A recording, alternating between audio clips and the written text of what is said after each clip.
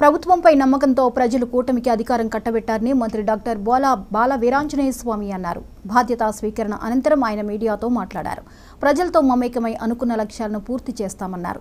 Singarayakonda doctor BR Ambedkar గురుకుల పాఠశాలలో బైపీసీలో 40, ఎంపీసీలో 40 సీట్లను రద్దు చేశారని అన్నారు. తిరిగి ఈ సీట్లను పునరుద్ధరిస్తూ మొదటి సంతకం చేయించడం జరిగిందన్నారు. అదేవిధంగా బాపట్ల జిల్లా నాలుగపాలెం గురుకుల పాఠశాలలో పైలట్ ప్రాజెక్ట్ ద్వారా సోలార్ ప్రాజెక్ట్ ద్వారా వేడి నీళ్లు అందించే కార్యక్రమాన్ని 15 లక్షల రూపాయలతో ఏర్పాటు చేశామన్నారు. అదేవిధంగా నాగులపాలెంలోని పాఠశాలకు సరఫరా చేసే కూరగాయలు, పండ్లు భద్రపరిచేందుకు కోల్డ్ స్టోరేజ్ రూమ్ను ఏర్పాటు చేశామన్నారు.